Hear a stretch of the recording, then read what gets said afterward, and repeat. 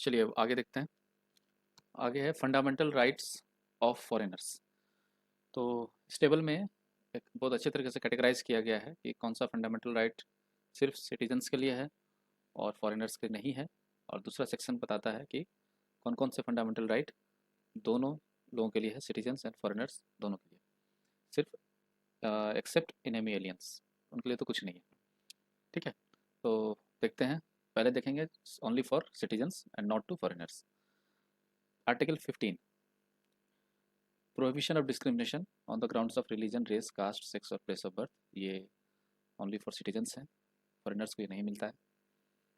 Equality of opportunity in matters of public employment सिर्फ citizens के लिए है, फॉरेनर्स के लिए नहीं है। Article 16, protection of rights regarding freedom of speech and expression, assembly, association, movement, residence, profession. Article 19, ये भी सिर्फ सिटीजन्स के लिए है, उन्हीं को आज़ादी है बोलने की, असेंबली होने की, एक्सप्रेस करने की, एक जगह से दूसरी जगह मूवमेंट, रेसिडेंस एंड कोई प्रोफेशन वो ले सकते हैं। फॉरेनर्स ऐसा नहीं कर सकते। अब अगेन आगे है article 29, protection of language, script and culture of minorities. तो माइनॉरिटी रिलेटेड जो है राइट्स वो हमारे देशवासियों के लिए सिर्फ है, ओनली फॉर सिटीजन्स। आर्टिकल 29, और उसके बाद है आर्टिकल 30, राइट ऑफ माइनॉरिटीज, ये भी माइनॉरिटी से रिलेटेड है। To establish administer educational institutions, ये भी सिर्फ सिटीजन्स को है, और उसमें भी सिर्फ माइनॉरिटीज़ को है। Article 29 and 30, cultural and educational rights जो हम लोग पढ़े थे उसके अंतर्गत ये दोनों आते हैं। ये हो गया राइट्स जो हमारे सिटीजन्स को ओनली था, और जो दोनों को है उसका एक बार कैटेगराइजेशन देख लेते हैं। Right to equality, right to equality, that is article 14, equality before law and equal protection of laws. ये दोनों का है, चाहे वो सिटीजन हो या फॉरेनर हो। सिर्फ इतना ध्यान रखना है कि इनेमी एलियंस के लिए नहीं है, कुछ भी नहीं है उनके। दूसरा है article 20, protection in respect of conviction for offences, उनको प्रोटेक्शन मिलेगा यदि कोई ऑफेंस करते हैं, उनके लिए कन्विक्ट होता है। आर्टिकल 20, उसके बाद है article 21, protection of life and personal liberty, ये दोनों को मिलेंगे। Right to elementary education, article 21A, ये भी दोनों के लिए है। ठीक है, चाहे वो सिटीजन्स के बच्चे हों या फॉरेनर्स के बच्चे हों, दोनों को ये फंडामेंटल राइट मिला हुआ है। Again article 22, protection against arrest and detention in certain cases, ये दोनों को है। Prohibition of traffic in human beings and force labour, ये दोनों को प्रोहिबिट करता है, सिटीजन्स को, फॉरेनर्स को।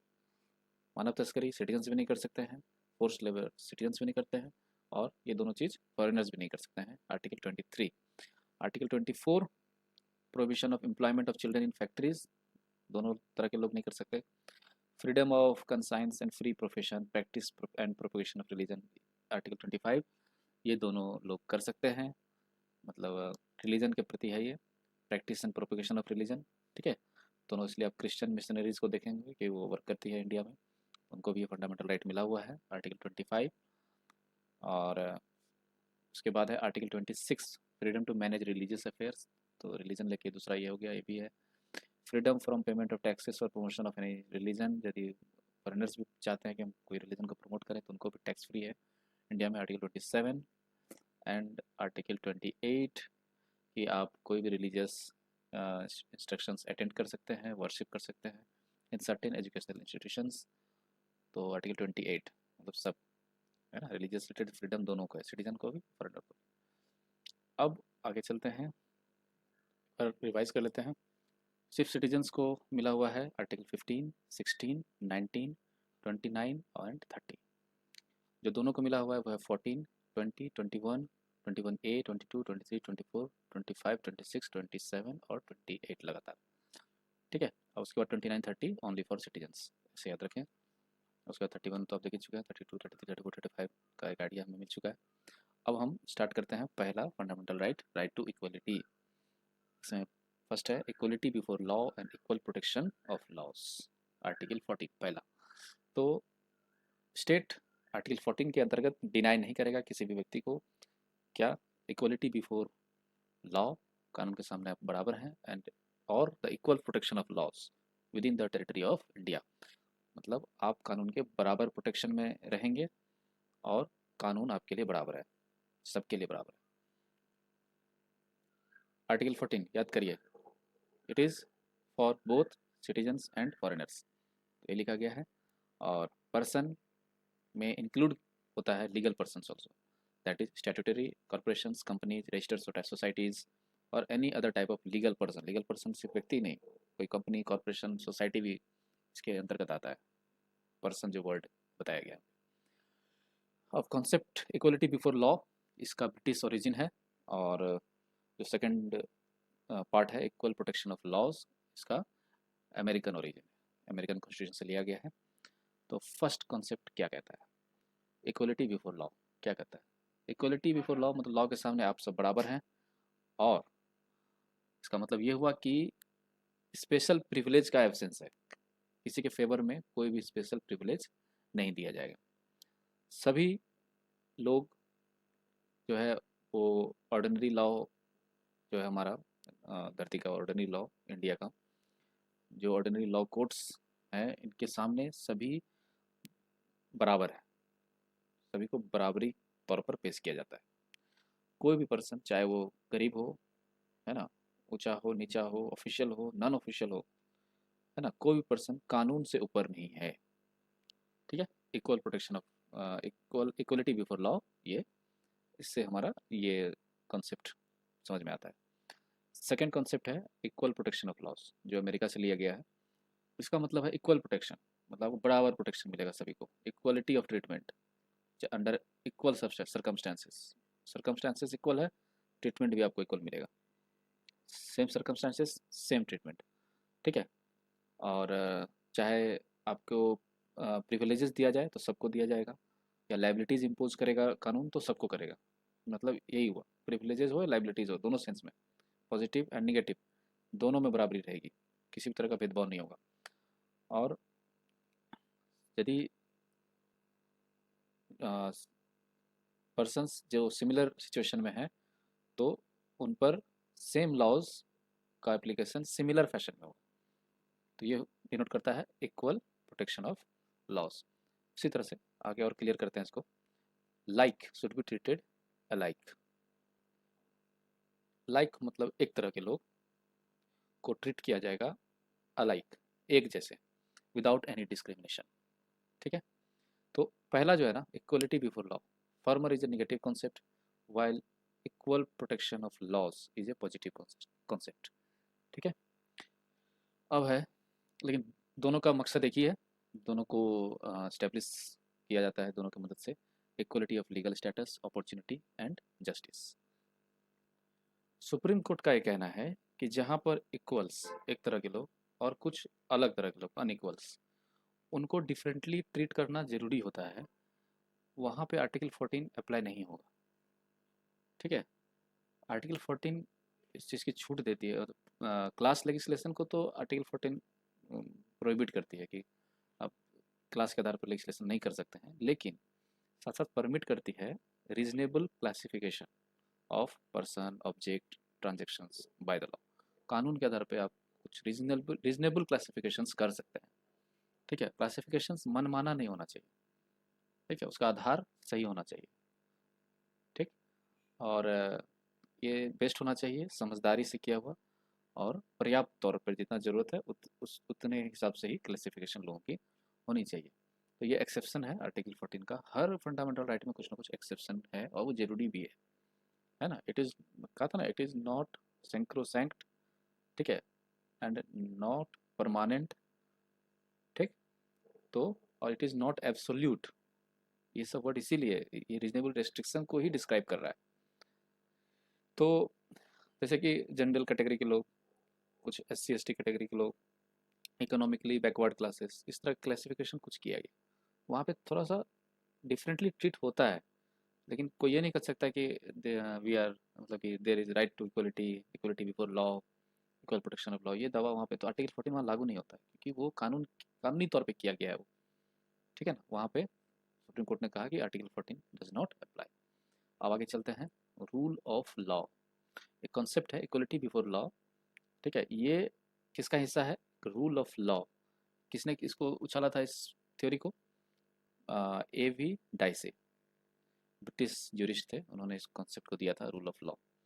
और इसमें 3 तरह के एलिमेंट्स थे इस कॉन्सेप्ट में। एब्सेंस ऑफ आर्बिट्री पावर, मनमाने पावर का एब्सेंस होना चाहिए। इसका मतलब ये हुआ कि कोई भी आदमी तब तक उसको सज़ा नहीं देना है जब तक कि उसने कोई कानून को नहीं तोड़ा हो, मतलब किसी ने कुछ अपराध किया ही नहीं और उसको सज़ा मिल गई, ऐसा नहीं होना चाहिए। ठीक है, यदि ऐसा होता है then there is no rule of law. और इक्वलिटी बिफोर लॉ, इसका मतलब ये हुआ कि सभी सिटीजन्स को बराबर तौर पे, चाहे वो high low poor official non official, ये सब नहीं देखना है, सब बराबर है। और सब्जुकेशन जो होगा, सब्जेक्शन, वो जो कानून के सामने जब उनको पेश किया जाएगा तो इक्वली तौर पे किया जाएगा। ठीक है, अब आगे देखते हैं। इंडिविजुअल के जो राइट्स हैं वो दैट विल बी प्राइमरी, है ना। एंड संविधान जो हमारा बना है ना, वो हमारे जो राइट्स हैं इंडिविजुअल के, उसके परिणाम स्वरूप ही संविधान बना हुआ है। ठीक है, जो डिफाइंड है कॉन्स्टिट्यूशन में और जो कोर्ट्स के द्वारा इन्फोर्स किए जाते हैं। ठीक है, बाय द लॉ, और ना कि कॉन्स्टिट्यूशन जो है वो सोर्स नहीं है इंडिविजुअल राइट्स का। ये आप ध्यान रखिएगा, इंडिविजुअल राइट्स के कारण कॉन्स्टिट्यूशन बना है ताकि उसका सेफगार्ड हो सके, और ये नहीं है कि कॉन्स्टिट्यूशन के कारण जो है इंडिविजुअल राइट्स बन गया है। ठीक है ना, पहले इंडिविजुअल राइट्स है देन कॉन्स्टिट्यूशन, और कॉन्स्टिट्यूशन के में जिस तरह से लिखा गया है उस तरह से इसका पालन होता है।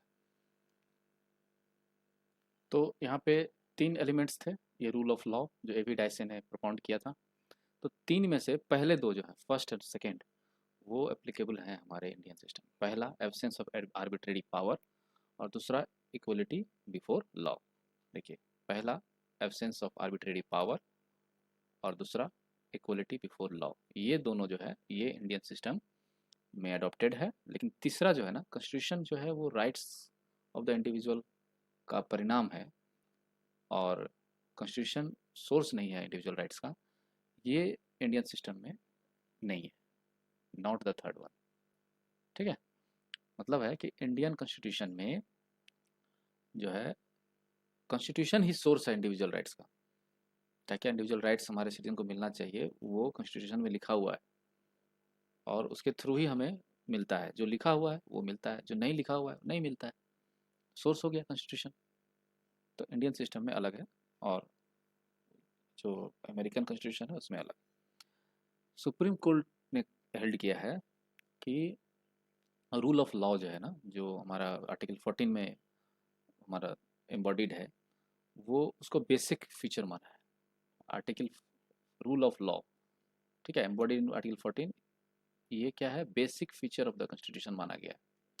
और जब बेसिक फीचर है कॉन्स्टिट्यूशन का, तो आप जानते हैं कि इसको अमेंडमेंट के थ्रू भी हम डिस्ट्रॉय नहीं कर सकते हैं। ठीक है ना, तो सुप्रीम कोर्ट ने इसे माना हुआ है कि ये हमारा बेसिक फीचर है। अब जैसा कि मैंने कहा था कि हर जगह एक्सेप्शंस हैं, तो इसके भी एक्सेप्शंस हैं, एक्सेप्शंस टू इक्वलिटी देख लेते हैं। तो rule of equality before law जो है ना, ये एब्सोल्यूट नहीं है, मतलब अपने आप में परिपूर्ण नहीं है। इसमें कुछ कॉन्स्टिट्यूशनल एक्सेप्शंस हैं और इसके अलावा अदर एक्सेप्शंस भी हैं, उसका मेंशन नीचे किया हुआ है। जैसे president of India, governor of states, इनको इम्यूनिटीज़ मिली हुई है बाय द आर्टिकल किसके, 361, 361 आर्टिकल के through President of India and Governor of states, इन दोनों को इम्यूनिटी मिला है संविधान के द्वारा। क्या क्या इम्यूनिटी है, देखिए, प्रेसिडेंट और द गवर्नर, वो जब तक अपने पावर्स एक्सरसाइज कर रहे हैं और परफॉर्मेंस कर रहे हैं, ड्यूटीज़ निभा रहे हैं, जब तक ऑफिस में हैं, तब तक they are not answerable to any court. President और governor not answerable to any court. दूसरा है कि कोई क्रिमिनल प्रोसीडिंग्स उनके खिलाफ नहीं की जा सकती है अगेंस्ट प्रेसिडेंट और गवर्नर इन एनी कोर्ट। कोई क्रिमिनल प्रोसीडिंग्स किसी कोर्ट में नहीं की जा सकती है, कैन नॉट, शुरू भी नहीं किया सकती है, और कोई चल रहा है पहले से तो उसको कंटिन्यू भी नहीं की जा सकती है। ठीक है, जब तक उनका वो ऑफिस में है, ड्यूरिंग हिज ऑफिस टर्म।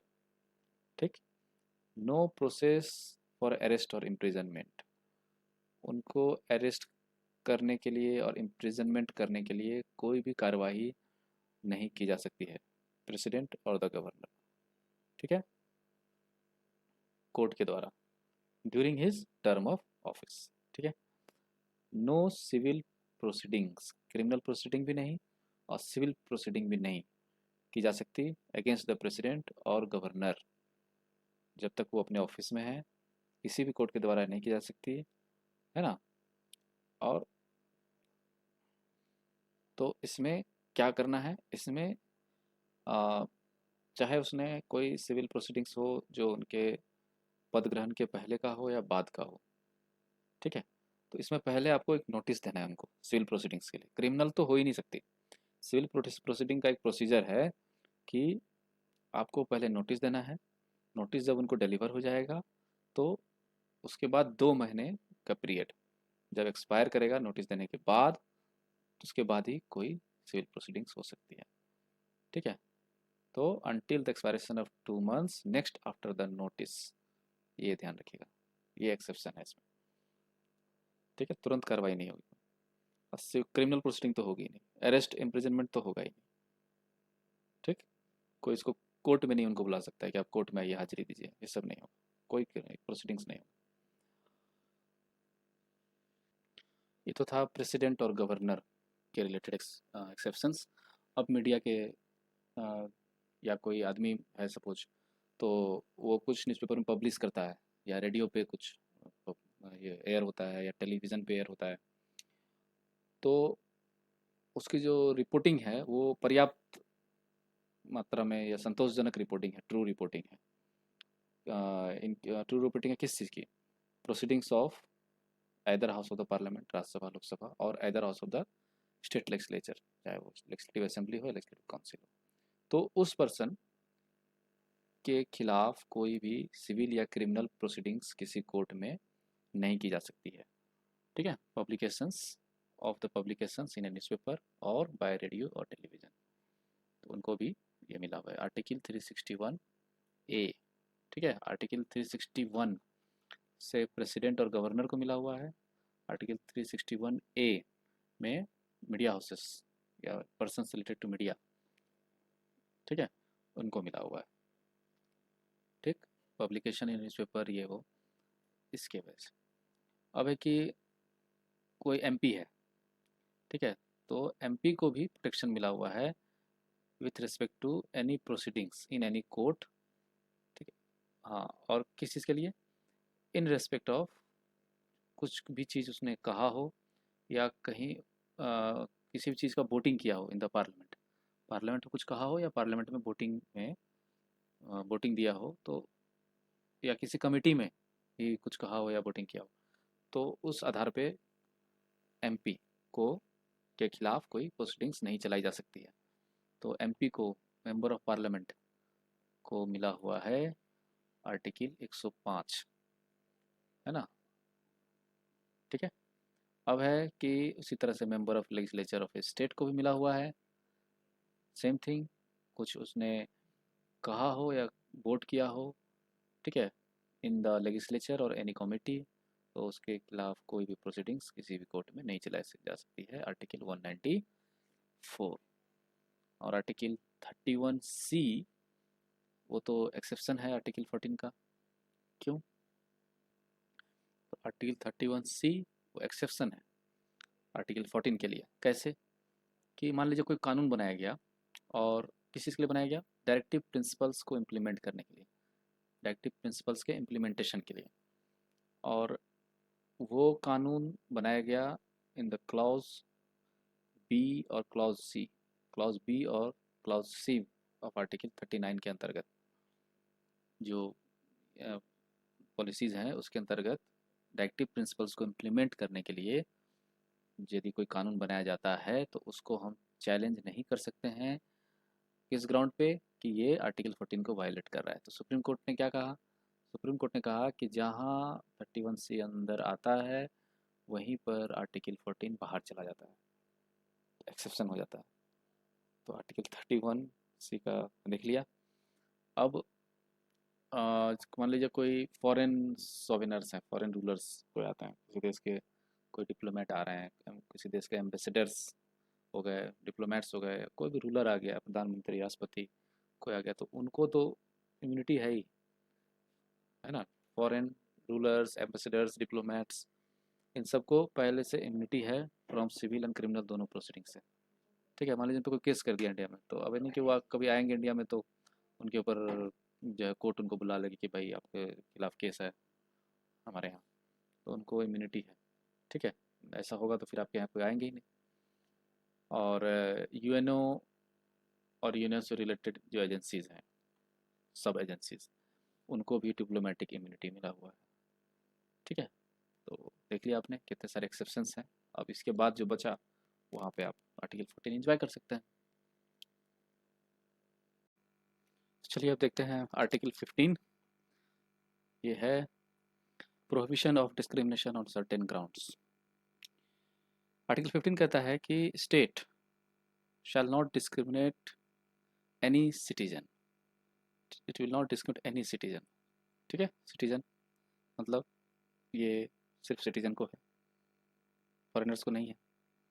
और ग्राउंड्स क्या होगा, ओनली ऑफ ये रिलीजन, रेस, कास्ट, सेक्स और प्लेस ऑफ बर्थ, ये 5। तो इसमें 2 वर्ड्स हैं, डिस्क्रिमिनेशन एंड ओनली। डिस्क्रिमिनेशन मतलब समझ ही गए, भेदभाव, है ना। मतलब किसी को फेवर कर देना, किसी को अनफेवर करना, है ना, भेदभाव करना, कोई एडवर्स डिस्टिंक्शन करना। ठीक है, जो हमारा कॉन्स्टिट्यूशन अलाउ नहीं करता। तो ये हो गया। ओनली मतलब क्या है, ओनली, ओनली मतलब है कि discrimination on other grounds is not prohibited. Religion, race, caste, sex और प्लेस ऑफ बर्थ, इस पर तो डिस्क्रिमिनेशन प्रोहिबिटेड है, लेकिन अदर ग्राउंड्स पे डिस्क्रिमिनेशन प्रोहिबिटेड नहीं है। आर्टिकल 15 ये पॉइंट आपको ध्यान देना है। अब इसका जो सेकेंड प्रोविजन है आर्टिकल 15 का, वो कहता है कि no citizen shall be subjected to any disability, liability, restriction और कंडीशन। और ग्राउंड्स क्या होगा, ग्राउंड्स ओनली ऑफ, फिर देखिए ओनली ऑफ का यूज है, ये 4-5 कंडीशन। ठीक है, 1 2 3 4 5। तो कोई भी सिटीजन मतलब नॉट फॉरेनर्स, उसको हम ये नहीं कह सकते कि हम असमर्थ हैं, या ये चीज़ आपको ही करना पड़ेगा, या आपकी लाइबिलिटी है, या हम आपको रेस्ट्रिक्ट करते हैं यहाँ जाने से वहाँ जाने से, इस तरह का, या हम आप पे ये कंडीशन इम्पोज करते हैं क्योंकि आपका रिलीजन ये है, आपका रेस ऐसा है, कास्ट ऐसा है, सेक्स के कारण, या मेल फीमेल हैं आप, या फिर प्लेस ऑफ बर्थ, आपका जन्म यहाँ पर हुआ है। तो इन 5 क्राइटेरिया के आधार पे हम किसी भी सिटीजन को किसी डिजेबिलिटी, किसी लाइबिलिटी, किसी रेस्ट्रिक्शन या कोई भी कंडीशन में के लिए बाध्य नहीं कर सकते हैं। ठीक है, किस चीज़ के रिगार्ड में, विथ रिगार्ड टू 2 चीज़ें हैं। मतलब इसमें है access to shops, public restaurants, hotels and places of access to shops, public restaurants, hotels, places of public entertainment. तो इन जगह जाने से हम उन्हें नहीं रोक सकते, या उनके लिए अलग कंडीशन, रेस्ट्रिक्शन, लाइबिलिटी, डिजेबिलिटी नहीं बना सकते। या दूसरा कि यूज ऑफ वेल्स, कुआं, tanks, bathing ghats, roads and places of public resort. ठीक है, जिसका या तो वो पूरी तरह से या कुछ अंश उसका स्टेट फंड से मेंटेन होता हो। ठीक है, या फिर पूरी तरह से वो पब्लिक के लिए डेडिकेटेड हो। तो वैसे जगहों पर जाने से हम किसी को इन बेसिस पर नहीं रोक सकते हैं। रिलीजन, रेस, कास्ट, सेक्स और प्लेस ऑफ बर्थ के आधार पे हम उनको इस चीज़ को एक्सेस करने से नहीं रोक सकते हैं। नहाने से, use of wells, tanks, road use करने से, प्लेसेस ऑफ पब्लिक रिजॉर्ट, तो ये सब करने से मना ही नहीं कर सकते। ठीक है, अब ये प्रोविज़न किसको किसको रोकता है, both by the state and private individuals को ये सब ये चीज़ करने से रोकता है। पहला वाला जो था, पहला वाला, ठीक है, डिस्क्रिमिनेट नहीं करेंगे अगेंस्ट एनी सिटीजन, वो था ओनली फॉर स्टेट। और ये वाला जो प्रोविज़न है जो स्पेसिफिक है थोड़ा, ये है on for both state and private individuals. ठीक है, अब इसके भी 3 एक्सेप्शंस हैं रूल ऑफ नॉन डिस्क्रिमिनेशन के। 3 एक्सेप्शंस क्या हैं कि स्टेट को परमिशन है कोई स्पेशल प्रोविज़न बनाने के लिए फॉर वीमेन एंड चिल्ड्रेन। यहाँ तो लिखा है कि सेक्स के आधार पर डिस्क्रिमिनेशन नहीं कर सकते, लेकिन स्पेशल केस क्या है, वीमेन के लिए आप ये कर सकते हैं, ठीक है। और चिल्ड्रन के लिए भी आप स्पेशल प्रोविज़न बना सकते हैं, जैसे for example reservation of seats of women, कहाँ कहाँ, लोकल बॉडीज़, या फ्री एजुकेशन फॉर चिल्ड्रन, ये सब होगा एग्जांपल। डेवलपमेंट के लिए, जहाँ डेवलपमेंट की बात आई तो वहाँ एक्सेप्शन हो सकता है, ठीक है। अब स्टेट को ये भी परमिशन है कि वो स्पेशल प्रोविज़न बना सकती है for the advancement of any socially and educationally backward classes of citizens. Socially सामाजिक तौर पे और एजुकेशनली बैकवर्ड हैं वैसे क्लासेस के लिए, सिटीजन्स के लिए ये बना सकती है, या फिर शेड्यूल कास्ट हो, शेड्यूल ट्राइब्स के लिए बना सकती है, ठीक है। तो 3 तरह के हो गए, एससी, एसटी और BC backward classes, both socially and educationally. तो ये तो हम जानते ही हैं कि उनके लिए रिजर्वेशन ऑफ सीट्स है, फी कंसेशंस हैं, ठीक है, इन पब्लिक एजुकेशनल इंस्टीट्यूशंस। और तीसरा है कि स्टेट को पावर है कि वो स्पेशल प्रोविज़न बना सकती है for advancement of any socially educationally backward class students और फॉर द शेड्यूल कास्ट और scheduled tribes regarding their admission to the educational institutions. Educational institution में एडमिशन के लिए backward classes and SC ST के लिए स्पेशल प्रोविज़न बना सकती है, और इसमें प्राइवेट एजुकेशनल इंस्टीट्यूशंस भी इंक्लूडेड हैं, ठीक है, चाहे वो सरकार के द्वारा उसमें योगदान हो या ना हो, ठीक। और इसमें भी एक्सेप्शंस है कि एक्सेप्ट माइनॉरिटी एजुकेशनल इंस्टीट्यूशंस, वहाँ आप नहीं बना सकते, वो माइनॉरिटी खुद ही एस्टेब्लिश करेंगे और खुद ही एडमिनिस्ट्रेट करेंगे अपने एजुकेशनल इंस्टीट्यूशंस को, सरकार उसमें हस्तक्षेप नहीं करती है, ठीक है। ये जो लास्ट प्रोविज़न है related to admission to educational institutions, वो ऐड किया गया है 93 अमेंडमेंट एक्ट ऑफ 2005 के बाद, ठीक है। तो इसके लिए अमेंडमेंट हुआ 93rd अमेंडमेंट 2005, और उसके बाद सेंटर ने इसे लागू करने के लिए एक कानून लाया 2006 में, सेंट्रल एजुकेशनल इंस्टीट्यूशंस रिजर्वेशन इन एडमिशन एक्ट 2006। और उसमें क्या हुआ, उसमें 27% कैंडिडेट्स के लिए कोटा जो है, कोटा ऑफ 27% रिजर्व किया गया ओबीसीज के लिए in all central higher educational institutions, central higher educational institutions याद रखिए, ठीक है ना, इंक्लूडिंग आईआईटीज, आईआईएम्स, ये सब। और अप्रैल 2008 में सुप्रीम कोर्ट ने अपहेल्ड किया वैलिडिटी इन दोनों का, कि भाई अमेंडमेंट भी आपका सही है और ओबीसी कोटा एक्ट भी आपका सही है, इससे कॉन्स्टिट्यूशन को कहीं कोई नुकसान नहीं हो रहा है, बेसिक स्ट्रक्चर को कोई नुकसान नहीं हो रहा है, it is both are okay.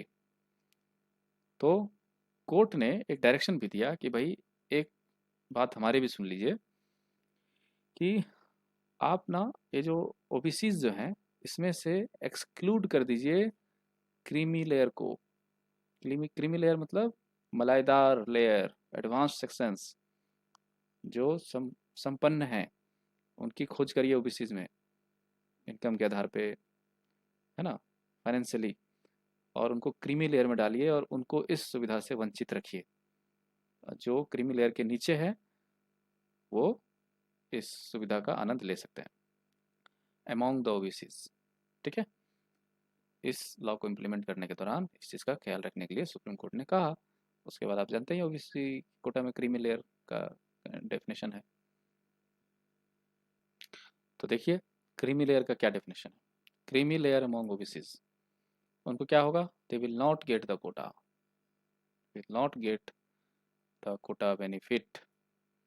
कौन कौन है वो लोग, जो कॉन्स्टिट्यूशनल पोस्ट्स होल्ड कर रहे हैं, प्रेसिडेंट, वाइस प्रेसिडेंट, जजेस of supreme court, high court, chairman, member of UPSC, SPC, SPSC, CC, CAG and so on, जितने कॉन्स्टिट्यूशनल संवैधानिक पोस्ट हैं उस पर जो पर्सन्स बैठे हैं उनके उनके बच्चों को या उनको ये कोटा का फ़ायदा नहीं मिलेगा। दूसरा है ग्रुप ए या class 1 officers and group B class 2 officers. ठीक है, किस किस के? All India central and state service के, all India service, central and state services. ठीक है, एंड एम्प्लॉयज़, ऐसे एम्प्लॉयज़ जो इसके बराबर का पोस्ट रख रहे हैं, एम्प्लॉयज़ होल्डिंग इक्विवेलेंट पोस्ट्स कहाँ कहाँ? PSUs, banks, insurance organisations, universities, उनको भी नहीं। सेम रैंक का पोस्ट पर यदि लोग बैंक में हैं, पीएसयू में हैं, तो उनको भी ये नहीं मिलेगा। ठीक है, इवन इन प्राइवेट एम्प्लॉयमेंट में भी, सिर्फ गवर्नमेंट के लिए नहीं है, प्राइवेट एम्प्लॉयमेंट में भी यदि आपका पोस्ट उसके इक्विवेलेंट है, इसलिए तो एक बैंड बना दिया गया, पे बैंड। ठीक है, और मान लीजिए पर्सन्स हैं जिसका रैंक